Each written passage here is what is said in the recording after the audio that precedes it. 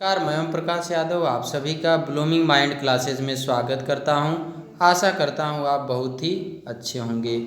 आज की इस वीडियो में हम लोग 10 महत्वपूर्ण प्रश्नों के विषय में चर्चा करेंगे। ये महत्वपूर्ण जो प्रश्नों में झकास प्रश्नों की माला है उसका भाग 5 है, तो आप लोग वीडियो को पूरा देखिएगा। यदि आप और भी जो महत्वपूर्ण प्रश्नोत्तरी नहीं देखे हैं तो उसको भी आप जाके प्लेलिस्ट से देख सकते हैं।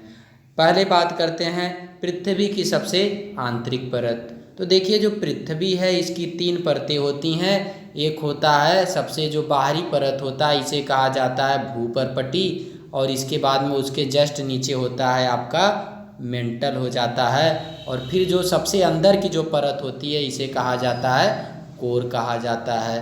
तो जो सबसे आंतरिक परत है उसका नाम होता है कोर, और जो सबसे ऊपरी परत है उसका नाम होता है भूपर्पटी होता है, और इसके बाद में जो बीच वाली कोर होती है उसे कहा जाता है मेंटल कहा जाता है। अब देखिए, जो भूपर्पटी है इसके 2 भाग होते हैं, एक होता है सियाल होता है और एक होता है सीमा। सियाल का मतलब हो जाएगा सिलिकॉन एल्युमिनियम, सीमा का हो जाएगा सिलिकॉन और मैग्नीशियम हो जाएगा। इसके बाद में देखिए, जो कोर होता है इसका भी एक प्रमुख भाग होता है जिसका नाम होता है निफे। निफे का मतलब होता है निकिल, और फेरस, फेरस का मतलब होता है लोहा।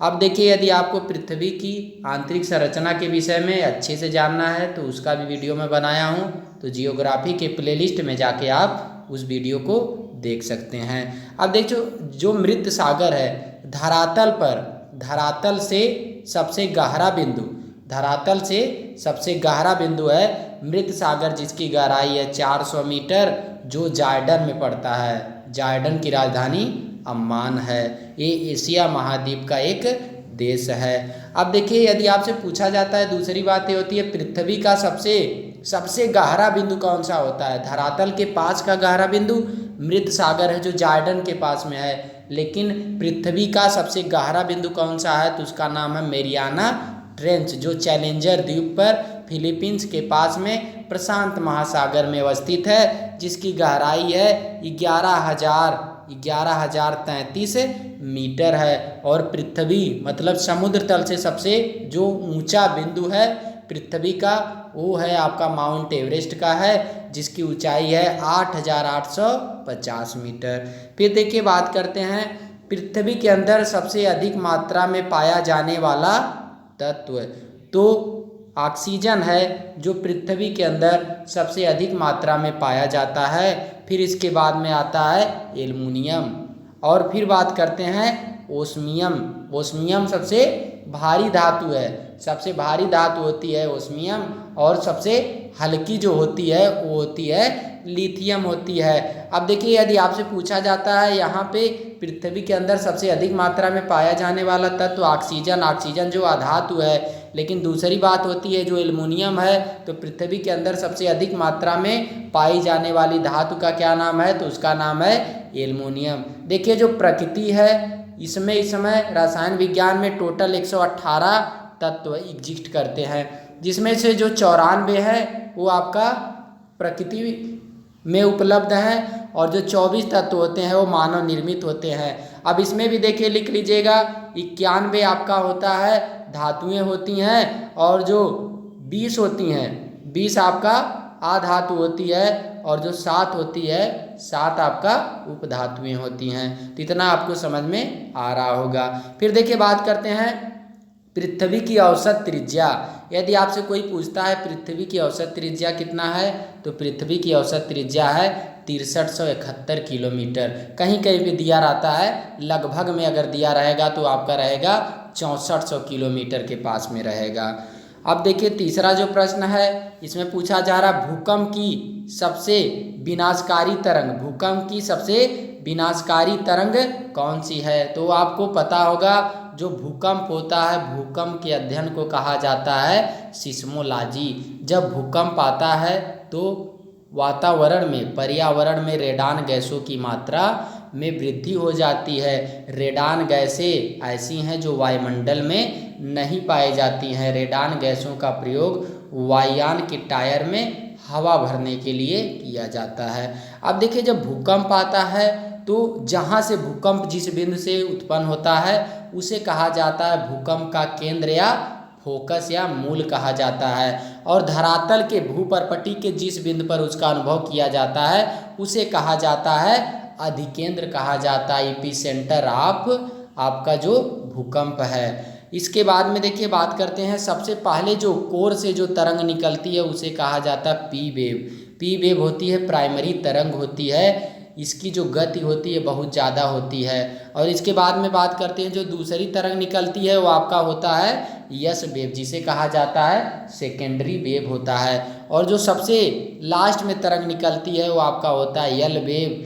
यल वेव आपका इसे लॉन्गिट्यूडनल मतलब एक तरीके से धरातलीय वेव भी कहा जाता है। और इसको यल वेव जो होता है ये काफ़ी खतरनाक वेव होता है, विनाशकारी तरंग होता है। जैसे प्यार, ठीक है, प्यार जो होता है वो भी खतरनाक होता है, वैसे ये आपका जो यल तरंग है ये भी खतरनाक होता है। इसके खोजकर्ता का नाम था एच.डी. लव। अब देखिए बात करते हैं भूकंप के अध्ययन को सिस्मोलॉजी कहा जाता है, लेकिन भूकंप का मापन जिस यंत्र के द्वारा किया जाता है उसे सिस्मोग्राफ कहते हैं। तो जो प्रश्न 3 है इसका जो आंसर है वो है यल तरंग। अब देखिए जो भूकंप है इसकी तीव्रता मापने का जो प्रमुख स्केल होता है रिक्टर स्केल होता है। रिक्टर स्केल के द्वारा इसकी तीव्रता मापी जाती है। और एक राशिफेरल स्केल होता है, एक और स्केल होता है, तो आप उसको कमेंट बॉक्स में कमेंट करिएगा। फिर देखिए आगे बात करते हैं अम्फान का नाम किसने दिया था। तो यहाँ पे देखिए जो अम्फान नाम का तूफान है ये सन 2020 में आया था। सन 2020 में उड़ीसा के तट पर आया था। ये काफ़ी ज़्यादा मात्रा में तबाही मचाया था। सन 2020 में आया था ये जब, तो इसका नाम थाईलैंड ने दिया था। और इसके बाद में सन 2020 में ही पुडुचेरी और तमिलनाडु के तट पर एक तूफान आया था जिसका नाम था निवार जो तूफान था उसका नाम दिया था ईरान ने दिया था। और इसके बाद में अभी हाल ही में आपका आया था 25 मई से 28 मई तक जो बंगाल की खाड़ी के पास में जो तूफान आया था वो आपका उसका नाम था यास तूफान। यास जो चक्रवात था उसका नाम ओमान ने दिया था। और जो अभी 18 मई के आसपास में जो आया था गोवा के तट पर, फिर महाराष्ट्र के तट पर, फिर गुजरात, फिर राजस्थान के क्षेत्र में भी आया था, उसका नाम था ताउते। तो ये जो दोनों यास तूफान है और जो ताउते हैं ये सन 2021 में आए थे। सन 2021 में आए थे। तो इतना आपको पता हो गया। अब देखिए आप लोग कमेंट बॉक्स में कमेंट करिएगा जापान में चक्रवात का क्या नाम है और चीन में चक्रवात का क्या नाम है, क्योंकि मैं चक्रवात और प्रति चक्रवात का भी वीडियो बनाया हूँ, तो उसको भी आप लोग कमेंट मतलब जाके एक तरीके से जो आपका जियोग्राफी का प्लेलिस्ट है वहाँ से आप देख लीजिएगा। फिर देखिए बात करते हैं पृथ्वी दिवस। पृथ्वी दिवस मनाया जाता है तो आपको पता होगा पृथ्वी दिवस 22 अप्रैल को मनाया जाता है। और जो 22 मार्च है 22 मार्च को जल दिवस मनाया जाता है। और 22 मई को विश्व जैव विविधता दिवस मनाया जाता है। और जो आपका 14 जून है 14 जून को मनाया जाता है विश्व रक्तदाता दिवस। 14 जून को मनाया जाता है विश्व रक्तदाता दिवस। इसके बाद में देखिए बात करते हैं चाबहार बंदरगाह अवस्थित है। तो ये जो चाबहार बंदरगाह है ये ईरान में अवस्थित है। सन 2016 में त्रिपक्षीय समझौता हुआ था अफगानिस्तान और ईरान और भारत के मध्य में। तो देखिए जो इस समझौते के अंतर्गत भारत का फ़ायदा ये हुआ कि भारत को यदि अफगानिस्तान जाना रहता था तो पहले ग्वादर एक बंदरगाह है जो पाकिस्तान में अवस्थित है। ये भी ओमान की खाड़ी आपका, ये तो ओमान की खाड़ी और अवस्थित है। और इसके बाद में आपका बंगाल की खाड़ी में अवस्थित है। मतलब ये है आपका अरब सागर में, जिसे कहा जाता है खंबात की खाड़ी। तो जो ग्वादर बंदरगाह है ये खंबात की खाड़ी में अवस्थित है। बंगाल की खाड़ी तो भारत के पूरब में पड़ता है। उधर का जो बंदरगाह है उसके विषय में भी अभी बात किया जाएगा। अभी देखिए जो ग्वादर बंदरगाह है इसी से होकर भारत वाले अफगानिस्तान की तरफ मतलब अपना व्यापार करता था।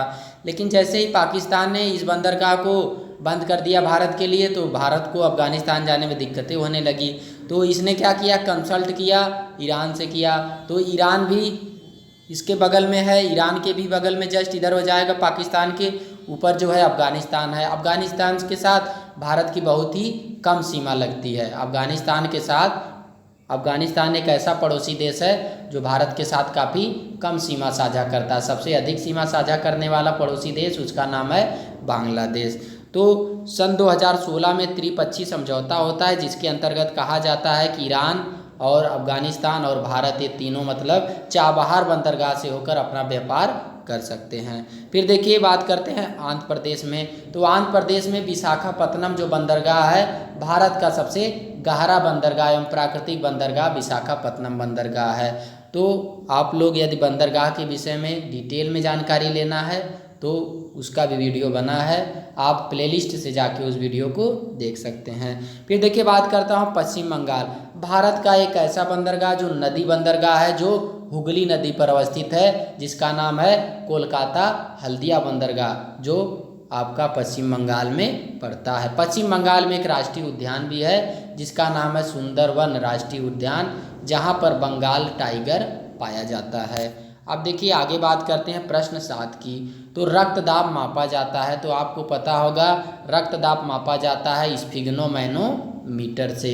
अब देखिए जो स्वस्थ मनुष्य होता है उसका जो रक्तदाब का मेजरिंग होता है, हाई वाला जो होता है 120 होता है, लो में 80 होता है। तो 120/80 mmHg होता है, 120/80 mmHg। अब देखिए जो रडार होता है, तो रडार के द्वारा जो भी वायुयान होते हैं इनका मतलब पता लगाया जाता है, वायुयान का पता लगाया जाता है रडार के माध्यम से। और जो रडार होता है इसका फुल फॉर्म होता है radio detection and ranging, radio detection and ranging होता है। अब देखिए बात करते हैं यहाँ पे सोनार। तो सोनार के द्वारा जो समुद्र के अंदर नौका संचालन होता है, तो इनका पता लगाने के लिए सोनार का प्रयोग किया जाता है। सोनार का फुल फॉर्म होता है sound and navigation, sound of navigation and ranging होता है। अब देखिए बात करते हैं यहाँ पे स्टेथोस्कोप। स्टेथोस्कोप के द्वारा हृदय की धड़कन को सुना जाता है। फिर देखिए प्रश्न जो 8 है, इसमें है भौतिक का जनक, भौतिक विज्ञान का जनक किसको कहा जाता है? तो न्यूटन को, सर आइजैक न्यूटन को भौतिक का जनक कहा जाता है। इनकी पुस्तक एक प्रिंसिपिया है जिसमें इन्होंने गुरुत्वाकर्षण से संबंधित नियमों को दिया है। और इसके बाद में बात करते हैं लेवासिए, तो इनको कहा जाता है आधुनिक रसायन का जनक। अरस्तु को कहा जाता है जीव विज्ञान का जनक। लैमार्क और ट्रेनिवेरस ने सर्वप्रथम जीव विज्ञान शब्द का प्रयोग किया था। अब देखिए जो प्रश्न 9 है, इसमें पूछा जा रहा है लोहे पर जिंक की परत चढ़ाने को कहते हैं। तो लोहे पर जिंक की परत को चढ़ाने को कहा जाता है गैल्वेनीकरण कहा जाता है। और इसके बाद में एल्युमिनियम ऑक्साइड की परत चढ़ाने को एनोडीकरण कहा जाता है। लेकिन एल्युमिनियम एक ऐसी धातु है जिसको यदि वातावरण में रख दिया जाता है तो नमी और ऑक्सीजन से क्रिया करके अपने ऊपर एल्युमिनियम ऑक्साइड की परत चढ़ा लेती है। लेकिन यदि इस पर यदि एल्युमिनियम ऑक्साइड की परत चढ़ाया जाए तब उस क्रिया को कहा जाता है एनोडीकरण कहा जाता है। फिर देखिए एक आपका होता है अपचयन। अपचयन में क्या होता है कि अपचयन में ऑक्सीजन की कमी हो जाती है। ऑक्सीजन की कमी और हाइड्रोजन की जो वृद्धि होती है, ऑक्सीजन की कमी और हाइड्रोजन की वृद्धि को ही कहा जाता है अपचयन की क्रिया। और जो विकृति गंधिता होता है, तो इसमें यदि किसी तेल या वसा जैसे पदार्थ को यदि ऑक्सीजन की उपस्थिति में रख दिया जाएगा तो ऑक्सीजन से क्रिया कर लेता है और इसके बाद में इसका स्वाद बदल जाता है। तो इस क्रिया को ही कहा जाता है विकृत गंधिता। विकृत गंधिता से ही बचने के लिए जो चिप्स वगैरह होते हैं तो उनके पैकेट में नाइट्रोजन मतलब कम जो अक्रिय गैसें होती हैं इनको मिलाया जाता है, जिससे वो कुछ समय तक सुरक्षित रहे। अब देखिए जो आखिरी प्रश्न है इसके विषय में बात करते हैं। पारदर्शी मीडियम का मतलब माध्यम का उदाहरण है। पारदर्शी माध्यम का मतलब एक ऐसा माध्यम जिससे होकर अधिकांश प्रकाश का भाग गुजर जाता, उसे कहा जाता है पारदर्शी माध्यम कहा जाता है। तो इसमें देखिए ये जो आपका पारदर्शी माध्यम होता है, इसका उदाहरण पारदर्शी जो माध्यम होता है इसका उदाहरण होता है स्वच्छ जल होता है। ठीक है, तो यहाँ पे होगा, यहाँ जो ऑप्शन होगा इसके आधार पर होना चाहिए अपारदर्शी माध्यम या अर्धपारदर्शक। यहाँ पे होना चाहिए आपका अर्धपारदर्शक, इसको लिख लीजिएगा थोड़ा। तो अर्धपारदर्शक माध्यम का उदाहरण है आपका घिसा हुआ कांच होता है अर्धपारदर्शक माध्यम का उदाहरण। पारदर्शी माध्यम यदि रहता है तो उसका उदाहरण होता है स्वच्छ जल, स्वच्छ कांच होता है। लेकिन यहाँ पे टाइपिंग में कुछ मतलब वो जो ऑप्शन होना चाहिए उसको मैं टाइप करना भूल गया, तो यहाँ पे लिख लीजिएगा अर्धपारदर्शी माध्यम का उदाहरण हो जाएगा घिसा हुआ कांच। तो अर्धपारदर्शक या पराभाषक माध्यम एक ऐसा माध्यम जिससे होकर प्रकाश का अंशतः भाग गुजरता है उसे कहा जाता है अर्धपारदर्शक माध्यम कहा जाता है। फिर देखिए जो प्रकाश है, सूर्य का जो प्रकाश है ये विद्युत चुंबकीय तरंगों के विकिरण के रूप में पृथ्वी पर आता है और ये कितने मिनट में आता है? 8 मिनट 16 सेकेंड में, या कहीं कहीं पे 20 सेकेंड भी दिया रहता है। फिर देखिए जो चंद्रमा है, चंद्रमा आदित्य प्रकाश का स्रोत है और प्राकृतिक वस्तु के अंतर्गत आता है। अब देखिए दृश्य प्रकाश की जो तरंग दैर्घ्य होती है वो होता है 3900 एंगस्ट्रांग से लेके 7800 एंगस्ट्रांग। एक एंगस्ट्रांग बराबर में होता है आपका 10⁻⁻10 मीटर होता है। तो इस तरीके से वीडियो आपको काफ़ी अच्छा लगा होगा। आप लोग वीडियो को ज़्यादा से ज़्यादा शेयर करिए, आप शेयर नहीं कर रहे हैं, कृपया ज़्यादा से ज़्यादा शेयर करिए, लाइक करिए और कमेंट बॉक्स में कमेंट भी करना है तो वीडियो के संबंध में कमेंट करिए। तो धन्यवाद।